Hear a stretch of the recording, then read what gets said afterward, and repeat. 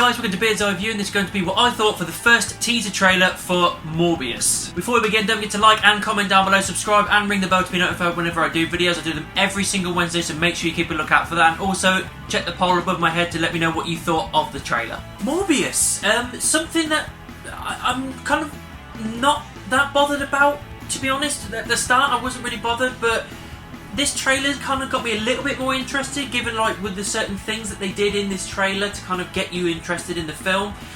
Jared Leto's playing Michael Morbius. I don't know too much about the character other than the fact that obviously he's a Spider-Man villain / anti-hero. I know for a fact that obviously it's basically what they've explained through the trailer. He's got a rare blood disease, he tries to cure that and unnecessary methods and becomes this kind of man-vampire type thing.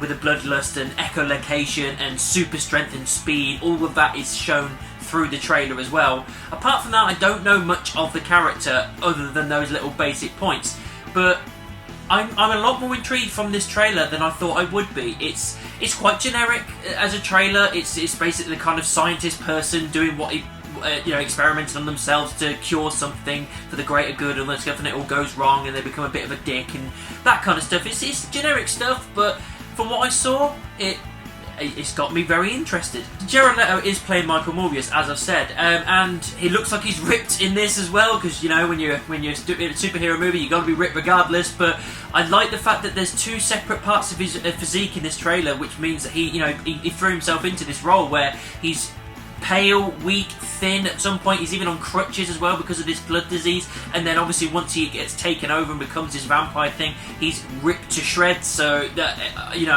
being shredded. I love that when an actor puts that kind of effort into a role where they have those kind of different physiques and everything. That's really well done, because it shows investment. This trailer is more than enough for the film, really. Obviously we're going to get a couple more out of there, but it does everything it needs to do.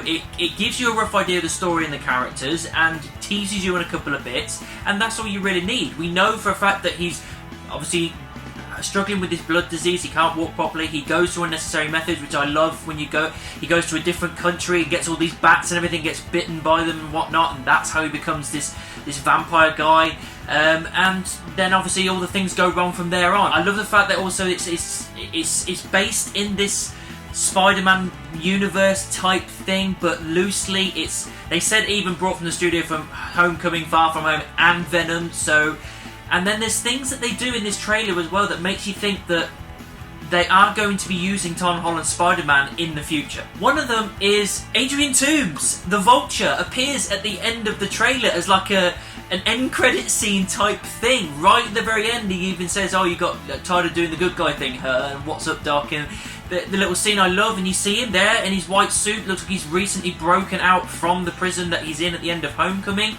So there you go, it's connected to the MCU but doing its own thing. So I like that potentially what Sony are doing, they're planting the seeds that yes, we have one more Spider-Man film in the MCU and one more team up in the MCU, and then the rights revert back to Sony completely.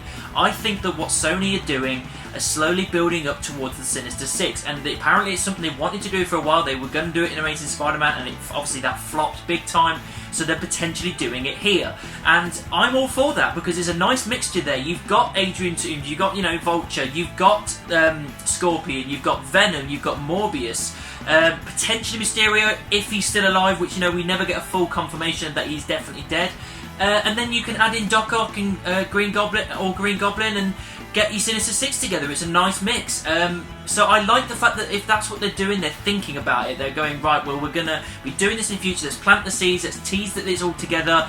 And hopefully once the rights revert back, we're going to get a solid Sinister Six and Spideyverse kind of area. And that's something that really, really intrigues me. The other thing as well that kind of connects it to the MCU is you see at one point Morbius is walking by a wall and Spider-Man is sprayed on there with the word murderer over the top, which is obviously a nod to the end credit scene of Far From Home where he's outed as Spider-Man, and they doctored this video footage of him being the one to murder people, murder Mysterio.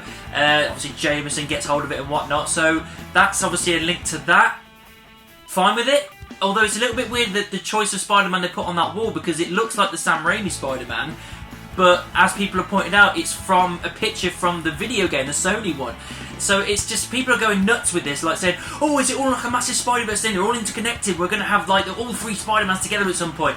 No, I don't think that's going to happen. Personally, I think that's just a mistake on behalf of the studio, and they're probably going to rectify it at some point. They literally thought, well, let's just grab a screenshot from Google and put it on there, and that'll do. But obviously, with keen-eyed viewers and fans will obviously notice what suit it is and where it's from. So I think that's just a mistake. However, if they did do a multiverse thing and brought all these Spider-Mans back and do that within the Sony universe, I'm all for it, because the Into the Spider-Verse film, which is something I still haven't seen yet because I keep forgetting to pick it up, I've heard is absolutely amazing. So if they can do good things with that, why not do it in live action? You do get a quick look at his powers as well, the echolocation, you see it in his eyes, and you see the pulse go out in the room, that's cool. You see him with the extra speed and extra strength, that's all shown there as well. It's good to kind of show what he can do for kind of the casual viewers that aren't really sure who he is. And that final shot as well, great. It really looks like Morbius. I love the detail they've gone there. It looks like they haven't gone with CGI, they've gone with the practical effect side of things. Definitely the best way to go for this, because you don't really need to do CGI with this. Looks awesome, and that's another like quick scene that's really got me invested in. Guys, this was a film I really wasn't that bothered about, but now the trailer's out, it's definitely got me interested. I'm interested to see what Leto can do with Morbius. I'm interested to see how they connect everything with the MCU and Tom Holland and Spider-Man. I'm just generally interested. I'm not saying it's going to be an amazing film, because Venom was good, but it wasn't great. I think it could be along the same lines, but hopefully it'll be a real, home run for them. But yeah, interested. So that's what I thought of the Morbius teaser trailer. What did you think about it? Let me know down in the comments. Make sure you subscribe and ring the bell. If you want to find me on social media, any of these, all links are in the description, and I'll see you soon.